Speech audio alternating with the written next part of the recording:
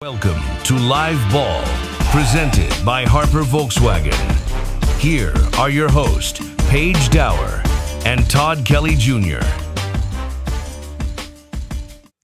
Good morning and welcome into Live Ball. Paige Dower here with PFL Todd Kelly Jr. inside a beautiful showroom at Harper Volkswagen. Always fun to start our Friday mornings previewing the upcoming matchup for Tennessee. This week it's New Mexico State TK and should be an interesting one. I know you're talking last week about being able to punish this team. Yes. What's your energy heading into this weekend?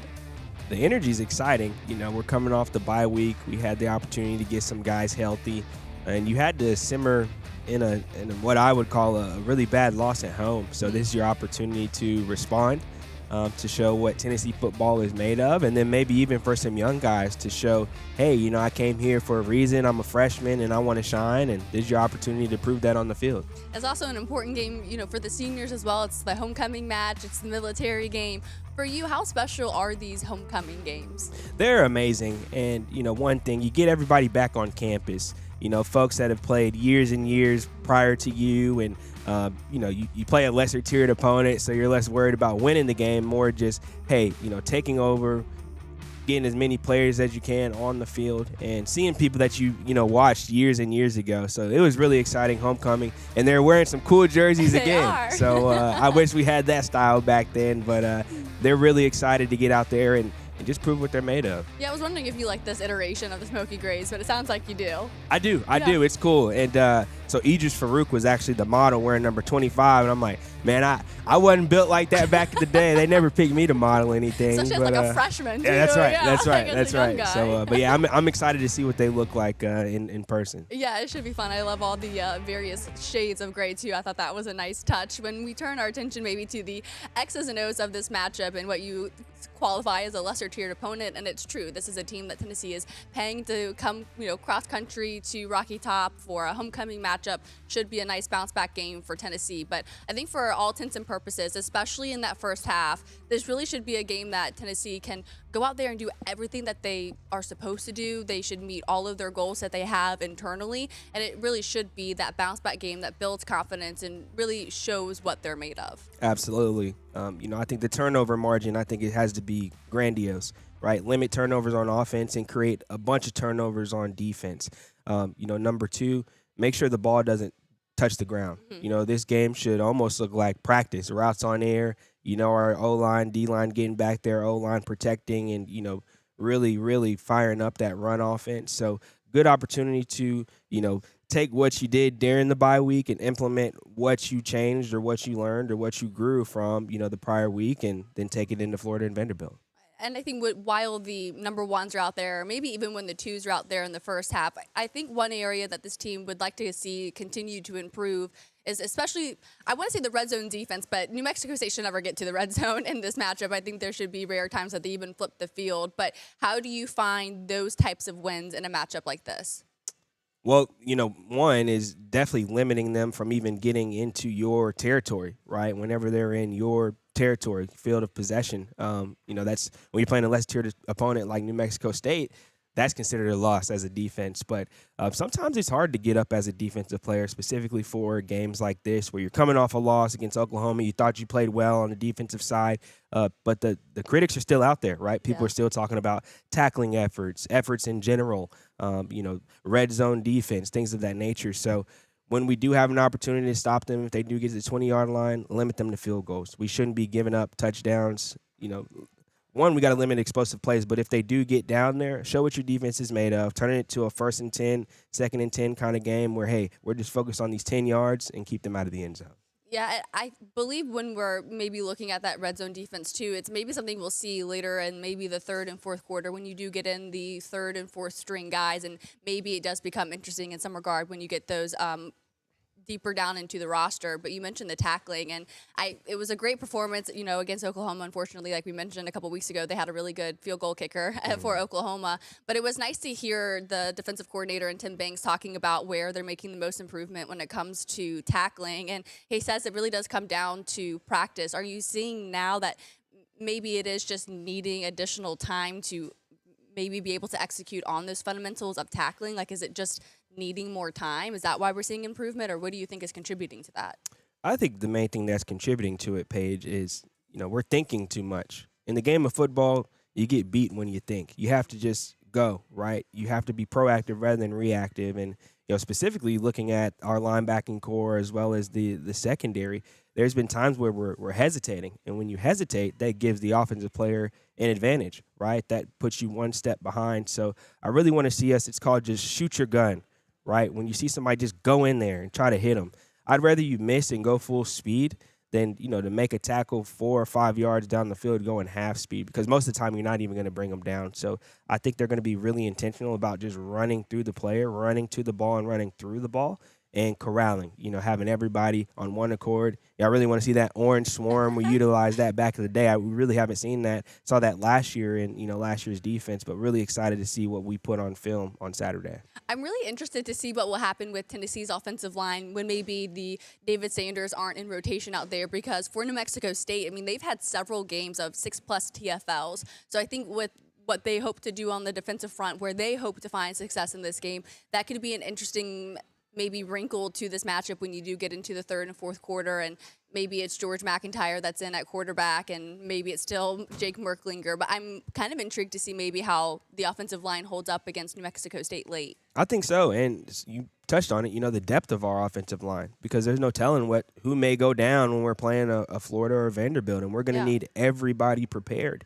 So one thing that I want to see is, when we do go in, look at the first half, right, and kind of yards per carry or efficiency, and then second half. I believe that by the second half, we should have we better have some of those guys in the game, and just see how efficient we are with running the ball, because New Mexico State can make plays. They're a team too, right? They're not just gonna go and lay down out there, but we're the premier team. Everybody knows it. That's why the spread is gigantic. I don't even know what it is. It's crazy. But we ought to be there by the second half, and so that's really going to be determined by the second string, third string, and I just know from back in my day, the guys that get in the game, they're going to be the ones that have been begging their coaches for an opportunity. So this is your time. When you get the opportunity, I don't care who it's against. I don't care if it's in New Mexico State. You go out and you bring it.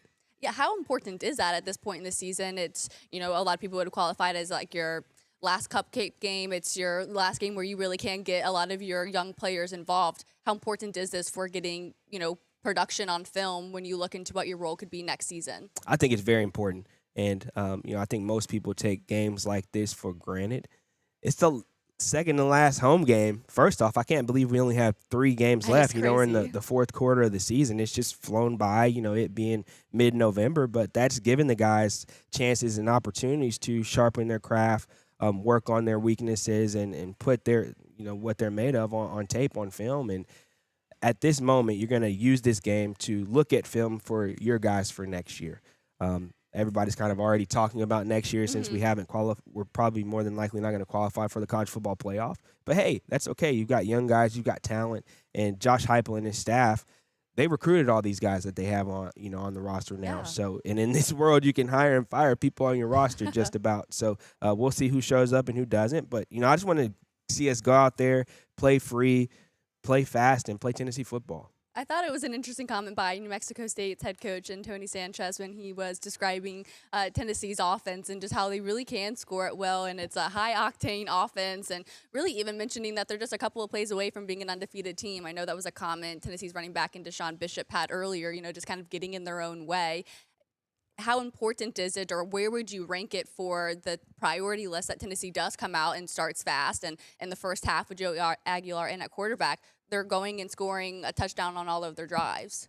I think it would be it's paramount, one, that we start fast, score often, and get our starters off of the field. But it would be a dud of a game if we don't. You think about these games, and if Vegas has you winning by X amount, my opinion, you should be winning by more, right? This is an opportunity to show why you're an SEC team, and I think that's the next step for us. In order for us to be a cream of the crop, premier, Bama, Georgia, we'll get there. I believe we're on that path. But these are games where you've just got to, show why you are the cream of the crop. And this is an opportunity to do it.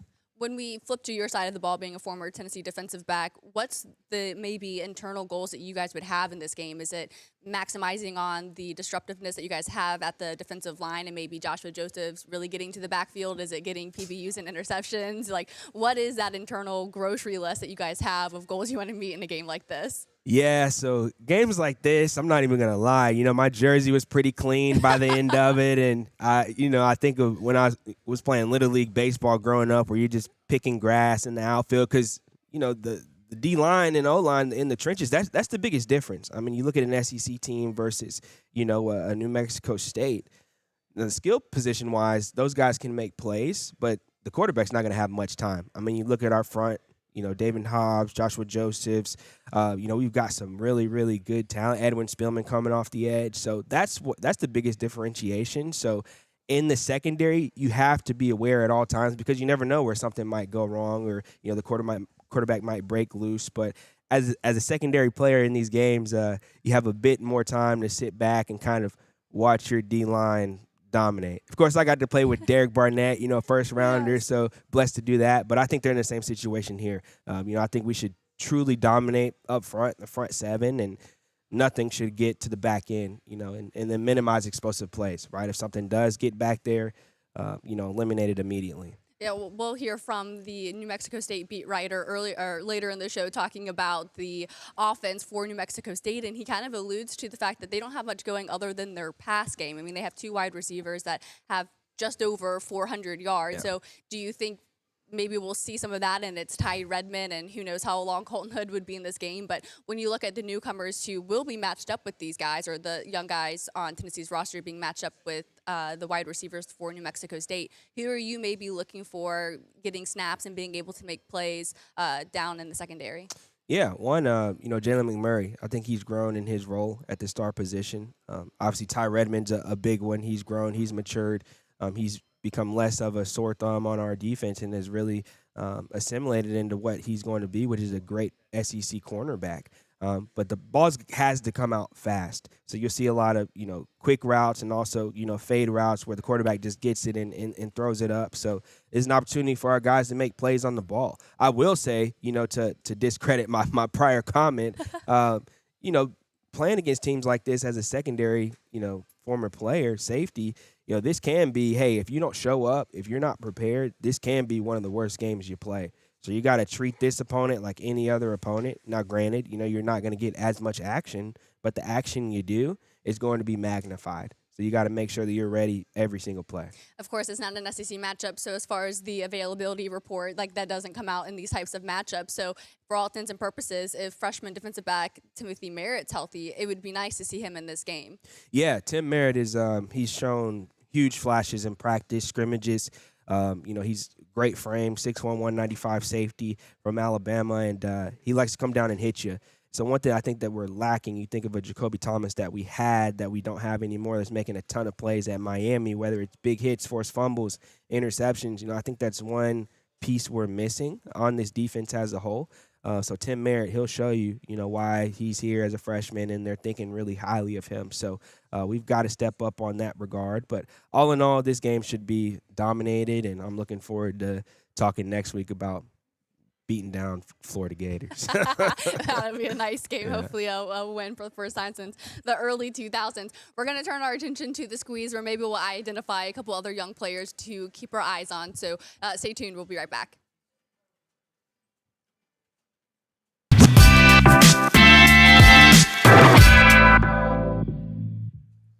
Okay, welcome back into Live Ball. Paige Dower, BFL, Todd Kelly Jr., presented by Harper Volkswagen.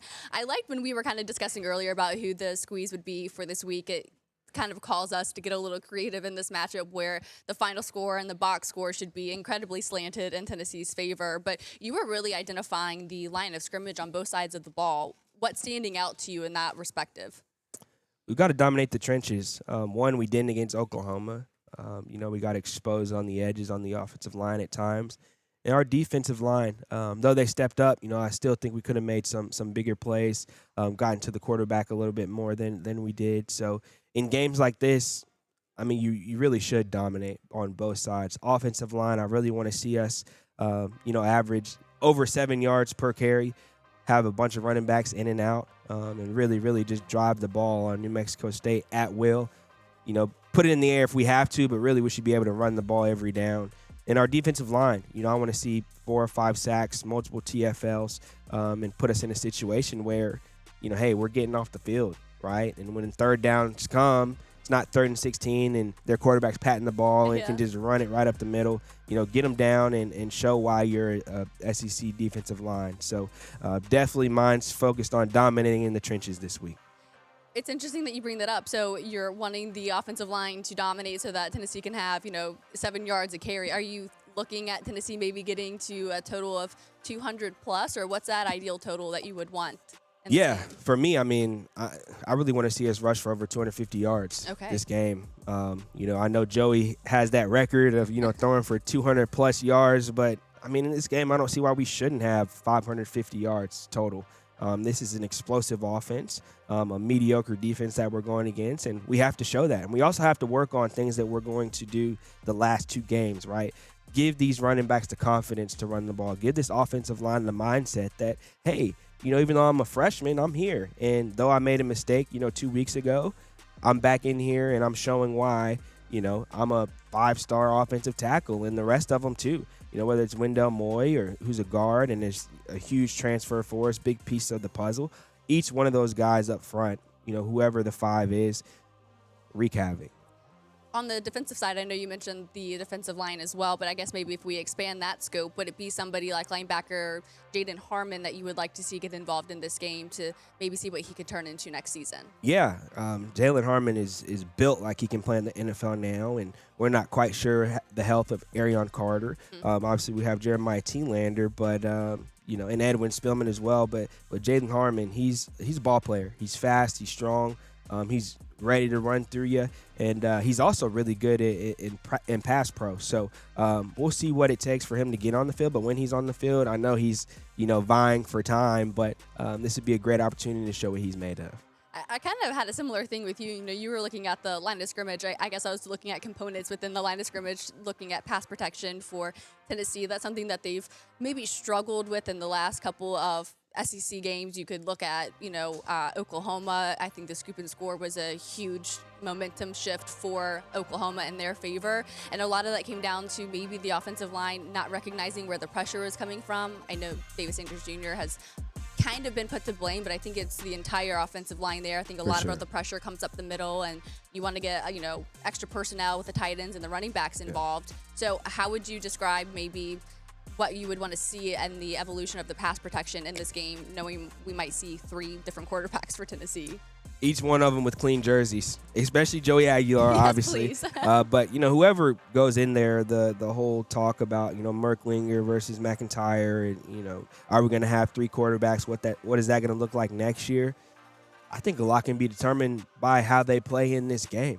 McIntyre was in talks of competition. Merklinger kind of really dropped out of the competition early during training camp, and Aguilar won the spot. But I really do see an opportunity for all 3 to play. But back to your question, give them an opportunity to play, right? Keep the pocket clean. Communication is going to be huge. Also, in shotgun, making sure they get a clean snap every time, right? You want to make sure that the snap is clean. They're able to read, where their routes are in an efficient manner, and just give them time back there and keep their jerseys clean. This was Deshaun Bishop earlier because I was asking him about, where he believes his game has progressed in his pass protection. I'm fearless with it, and I know that that's going to be the difference maker that keeps me on the field, especially on third downs, because you got to protect, they're paying those guys, they're protecting a lot of money, so you got to protect that. So I took in pride in pass pro, so that's something I hold mostly dearly about. I'm very confident, I'm very satisfied with my run style, but I love that I'm able to protect the quarterback as well. I just love how much pride he takes in every aspect of his game. Obviously, he's really evolved as a running back, not only just getting those dirty yards, but being able to win in the third level to have these explosive runs. But I think it's really his pass protection, being that undersized running back, that he takes a lot of pride in, because he's not Peyton Lewis, who's 6+ feet tall. He's having to go up against some pretty big guys. So what is it like when you have certain players like that take pride in other aspects, maybe the more gritty aspects of your role within the team? Those are the guys you want on your team. You do have skill players. All they're worried about is statistics, right? Yeah. But in pass pro, when you're protecting your quarterback, that's not going to show up on the stat line. But what it will do is, when you're in the team room, your position room, unit room, whatever, and, coach gets to laser out and circles you and say, hey, I want to call this out because sure, he's undersized. Sure, he's not the biggest guy in the world, but he cares, right? And he doesn't care how many rushing yards he has. He said that, right? He just wants to win.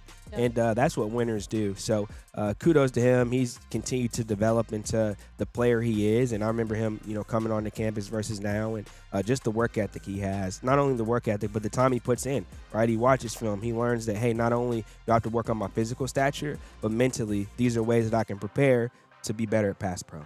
Yeah, and it's no surprise then, too, being on the Bullsworth Trophy watch list. He's a semifinalist, and it goes to the best college football player that started their career as a walk-on, now being a scholarship player. When we come back, we're going to talk a little bit about the betting lines and does Tennessee cover in the spread this week. We'll be right back. Your business can't afford the downtime that comes with a leaky roof. So whether you need a repair or a replacement, count on the professionals from McGuire Roofing and Construction. Your protection is our passion. We service and sell all types of roofs and have worked with some of East Tennessee's most recognized names. We have 25 years of experience and free inspection estimates, plus best in business warranties. Put an end to your roofing problems today by calling McGuire Roofing and Construction.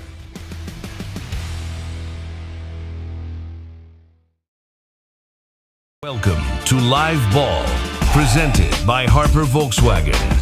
Here are your hosts, Paige Dower and Todd Kelly Jr. Welcome back into Live Ball. Paige Dower here with BFL Todd Kelly Jr. I know you kind of had alluded to it earlier as far as the betting lines in this game, and this one I probably would say is the easiest one to take the over in. But when we look at this matchup and we see the point spread, it's minus 113 for New Mexico State. The point total is over under 61.5 points. So it's another game that features a high scoring game, but I think this time it's maybe more reflective of what Tennessee's offense can do. Yeah, I think Tennessee's offense can score 60 points in this game alone, right? And the question is, how many times do we let New Mexico State score? I think we'll hold them to some field goals, may give up a touchdown, but overall I think the Vols cover, and I'm taking the over as well, total points. I really, there's going to be great weather. It's going to be a beautiful day in Neyland Stadium, mid-November. Can't beat it. That's why I love Knoxville, Tennessee, right? But great opportunity for the offense just to, basically do anything they want to. Execute on everything they practiced this week, and then for our defense to make plays, maybe even get in the end zone, right? Force a turnover and get in the end zone. So, and also we haven't talked about it, but special teams. This is a game where special teams may flourish. We may see a punt return, a kick return, or something of that sort. So I think we'll see a lot of points. Yeah, I was just going to see if there was anything for special teams with inside VIP Play, who is our new partner here. But I do think that this is a chance, even for Max Gilbert, if there are maybe moments late in this game. I know he's somebody that sometimes can struggle with his own confidence. He's been outspoken in that. If there are opportunities for him to be involved late in this game, I think this could be huge for a confidence boost for him. I think so. And, it'd be interesting we always talk about style points. Yes. And sure, we haven't, there's talks of Tennessee more than likely not in the college football playoff contention, and Josh Heupel knows that. So, will he maybe create a staple and go for it on fourth down sometimes when he wouldn't? So those are some things I'm going to be looking for, because in games like this, you do want to impose your will and, put a stamp on it. When you are also talking about special teams, I maybe will look to Carter or other people to be back there. I know Josh Heupel's been creative on who he wants in the punt returns. Who are you maybe looking for? Is it maybe going to be Dwan Morris that we see more of in these punt returns? Yeah, I do like Dwan. Dwan is elusive, electric with the ball in his hands, and we'll see him. He should have some, running back reps as well, but Dwan is explosive. We've seen that a little bit when he's back there at punt return and kick return as well, and I would expect him to be back there, and if he gets the ball in his hands, he's going to make something happen, because he's been playing against, behind, these three running backs, and all he's wanting is his opportunity. So this is a great, great time. I'm glad you mentioned that, just for guys like him, not only to get opportunities, but to boost your confidence, right, and understand, hey, I'm a good player. They're giving me opportunities in games like this because my name's going to be called in the future. So great time for a Dwan Morris or someone of, his caliber to get out there and make a play. Your final takeaway, TK, on what you would like to see in this matchup, maybe an underrated factor in this game? Man, something that I want to see is how many people take snaps. Okay. I mean, looking at the roster, I really think that 80% of your roster should play in this game. Maybe even getting 85%. Some of the walk-ons in. This is an opportunity for you to show your craft, put your craft on film, and give everybody an opportunity to show why they're a Tennessee Volunteer, right? Through training camp and, the arduous season. I'm going to look at how many people took snaps. And obviously that's going to have to do with, how proficient we are in the first half. But, this game shouldn't be close. I think we should cover and, score a bunch of points. But get a lot of people out there just to get some experience. Sounds like it would be maybe a little bit of homework for me in the game on Saturdays. I keep track. I'm like, I TK didn't mean to wanted do that. 80% of the roster. So we'll see. Maybe that'll be our own little bet to see if that happens over under 80% of the roster. Well, TK, it's been great having you here. Where can people find you? Yeah, so I'm at Merrill Lynch, work with the Kegel Cross Group here in Knoxville, Tennessee. We love working and serving with our clients. And you can go to the Kegel Cross Group Merrill Lynch website or just Google me, Todd Kelly Jr. Merrill Lynch. And my email address is todd, T-O-D-D, .e.kelly, K-E-L-L-Y, @ml.com. Awesome, TK. I appreciate the time. It's good seeing you as always. Yes, thanks, Paige. Go Vols. All right, when we come back, we'll have our guest interview, a beat reporter for New Mexico State, and Nick Coppola with the LA Sun News. Stay tuned, and we'll be right back. I'm VFL Chris Brown. Experience the VW brand proudly being produced in the great state of Tennessee. Harper Volkswagen is a proud partner of Tennessee Athletics. Go Vols.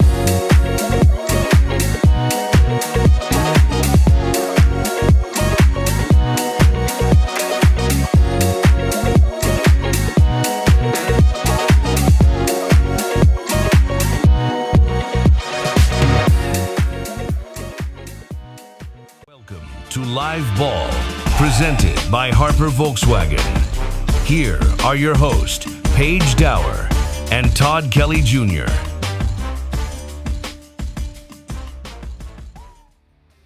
Welcome back into Live Ball. Paige Dower here. We're going to go a little remote for this next segment as New Mexico State is in a mountain time zone region. So we'll be joined next here in just a moment with Nick Coppola with the LA Sun News to preview and highlight a couple of key players for New Mexico State that might want to make this game a little interesting, a little successful for the road team and the Aggies from New Mexico State, especially late in this game. So here's that conversation with Nick Coppola. Welcome back into Live Ball. Paige Dower here, going a little remote for our guest interview segment this week to feature New Mexico State, where we'll bring in the beat writer for the Las Cruces Sun News and Nick Coppola to talk a little bit more about this New Mexico State and Tennessee matchup. Of course, it'll be an interesting journey from, kind of out west over here into the Southeastern Conference to take on Tennessee. And I think what's maybe most exciting for New Mexico State is, obviously the opportunity that they have against Tennessee and, maybe even to showcase some of the growth that they've had here in the back half of the season.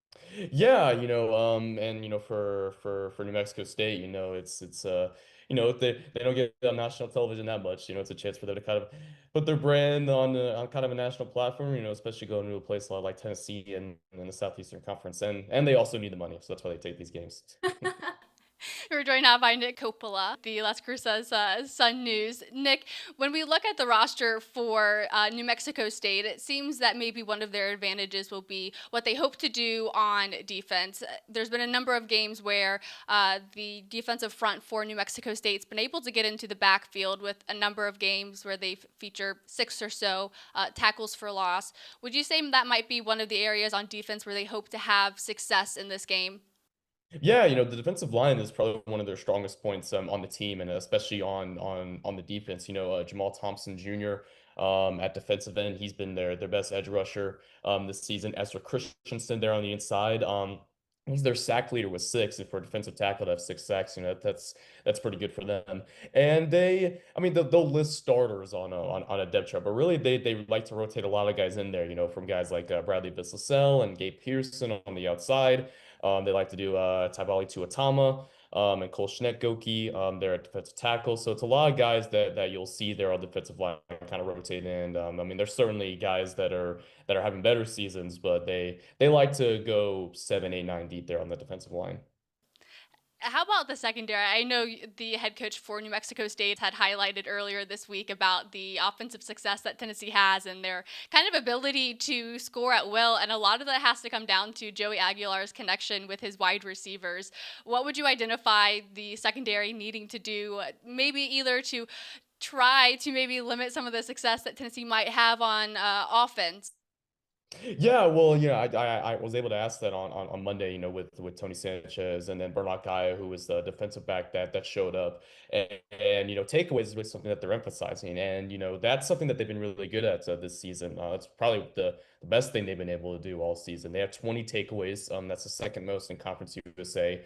Um, and they have 12 interceptions and 8 fumble recoveries to make up those 20. They had 2 interceptions last week in their game against Kennesaw State to help them mount a comeback. They didn't win, but it helped them kind of stay in the fight there. And yeah, to stop a high-powered offense like Tennessee, which is one of the best in the country, they really had to keep them off the field as much as possible and really play a ball control game with them. And so, takeaways are going to be really, really crucial for them because, like I said, they're going to need to keep that Tennessee offense off the field. And, to do that, takeaways are important, no matter where they get them, obviously they would like to get them, in their own territory, but there's points where they can allow red zone drive and still take takeaways. I remember against Tulsa earlier this season, they had an interception in the end zone that, helped them win the game. And then last week it's Kennesaw State, Kennesaw State was trying to add on to their lead, but they got another interception in the end zone, and that kept Kennesaw State 24 and allowed New Mexico State to keep it close as they came back into the game. So yeah, that's going to be really, really important for them. I think if we flip the ball for the offensive perspective for New Mexico State, it appears a lot of their success comes from what they can do in the pass game. They've got a couple wide receivers with more than 400 yards on the season, leading receiver, I believe, with 5 touchdowns. Do you think that'll be where New Mexico State will try to find offenses also in their passing game? Yeah, it's pretty much the only way they've been able to find offense this year. Statistically, they have the worst rushing offense in the country. It kind of took a bit of a turn against Missouri State, or no, in October, when they played Sam Houston, Liberty, and Missouri State. When they had their 3 best rushing games of the season by total yards, but they really haven't found that success before those games or even after those games. So it's been a bit of a struggle for them rushing. So passing is pretty much the only way they can move the ball. They have a really good explosive passing game. I think, that's one of probably their strong point on offense. They've been able to get explosive passing plays. The problem is that they just sometimes negate them with, bad passing plays, turnovers, interceptions, turnover-worthy plays, that cancel them out, make the explosive plays not really matter so much. So that's something they're going to work on against Tennessee, because that is going to hurt them if they make a mistake against a team like Tennessee. Yeah, I mean, you mentioned the receivers there. Donovan Faupel was probably the guy you were referring to with those touchdown catches. He ranks 5th in Conference USA in receiving yards. He 2 touchdowns last week against Kennesaw State, both in the 4th quarter. So he's been a really good he's having a really good season. TK King, since he returned from a hamstring injury in October, he's been a good explosive passing threat. They're going to really take a shot down the field or up the seam or things like that. TK King is probably the guy they're going to go to. He was recruited to Texas Tech at a high school, so he's a guy with Power 4 talent. He's a guy that they really like to have. And tight end Gavin Harris, is a guy they really like to target. Real, he's been a massive boost to their tight end. Remember last year, they did not have much production with their tight ends, or the tight ends weren't as reliable as what they have now with Gavin Harris. He's really provided a boost, and has got quite a bit of talent compared to the other tight ends that they have on the roster. Joined now by Nick Coppola with the Las Cruces Sun News. Nick, when we continue to talk a little bit about New Mexico State's offense, you mentioned a couple other positions like the tight end room. Do you think that they're going to need those bodies, especially when it comes to pass protection, understanding how disruptive this Tennessee's defensive front has shown, especially the last handful of games? Yeah, definitely. And even if they weren't playing Tennessee, I would say that because, their pass protection has not been great this season. Both their tackles, Malik Williams at left tackle, Armando Nieves at right tackle, both of them have a lot of pressures and a lot of sacks this season. So they haven't really been that reliable this season. The interior offensive line has been a little bit better at pass protection, but still not great at all. So, definitely a good idea to get some chips in there with some tight ends, running backs, stuff like that, to give Logan Fife, their quarterback, a lot more time, because Logan Fife can help himself, better by not putting the ball in the harm's way too much, but he also needs, help with less drop passes and better pass protection. So they really just got to help him out a lot.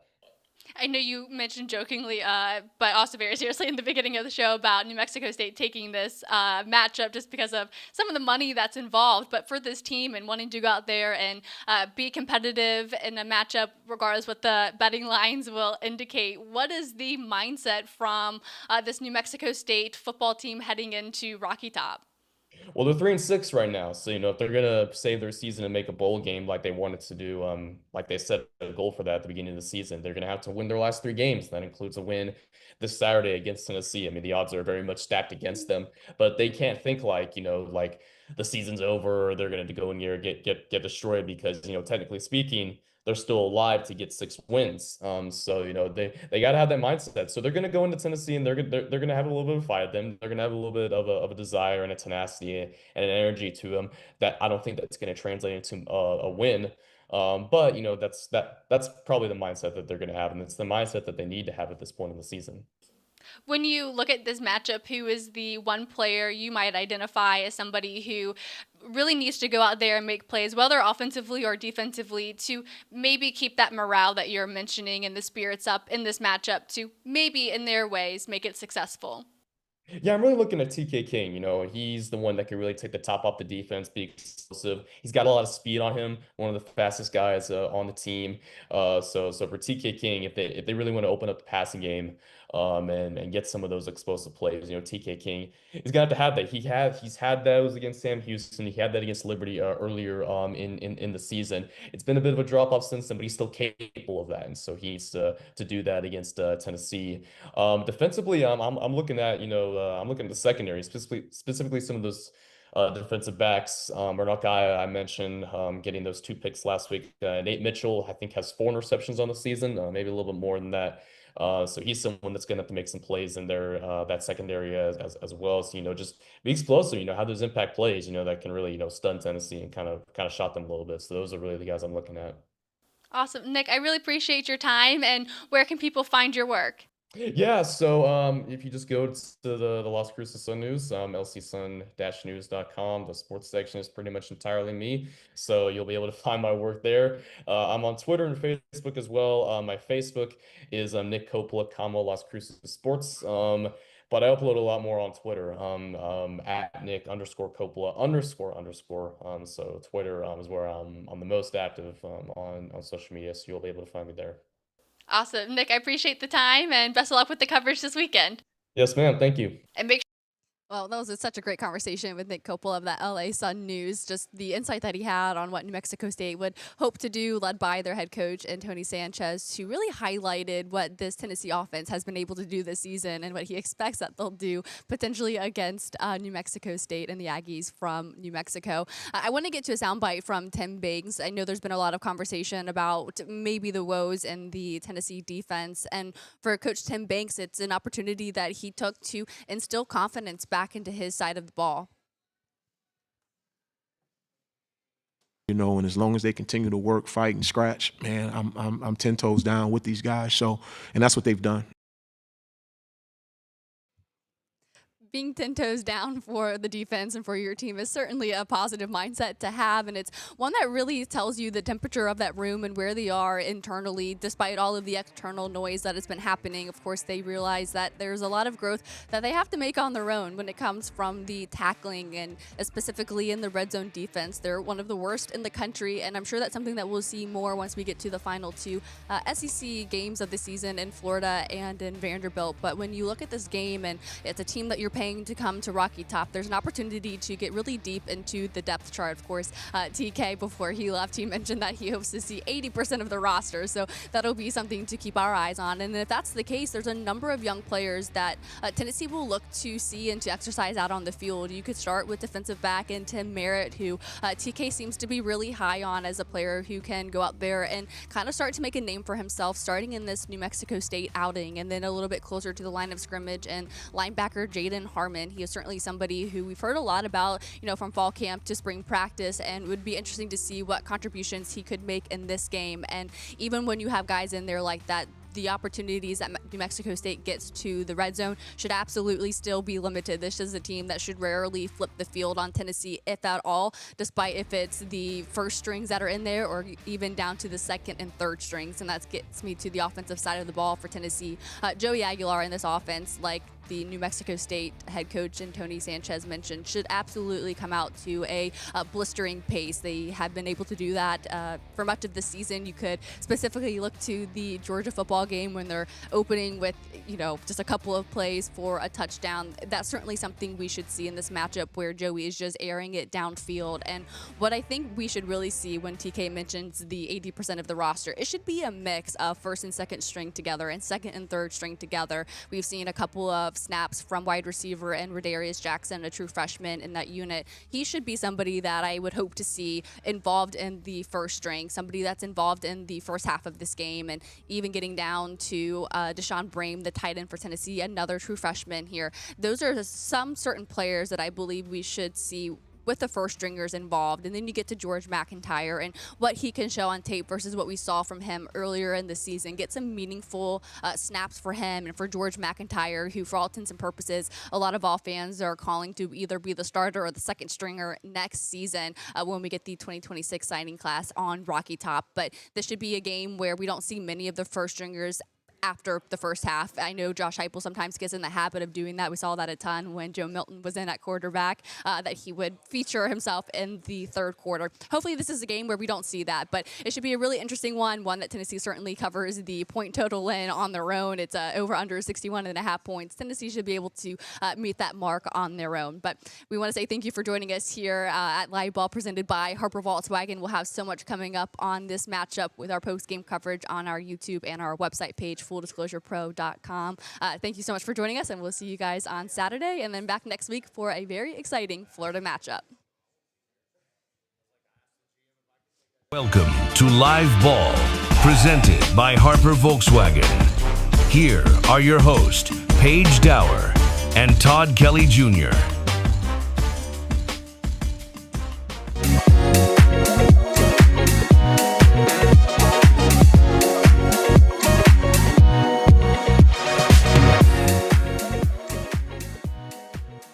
Business can't afford the downtime that comes with a leaky roof.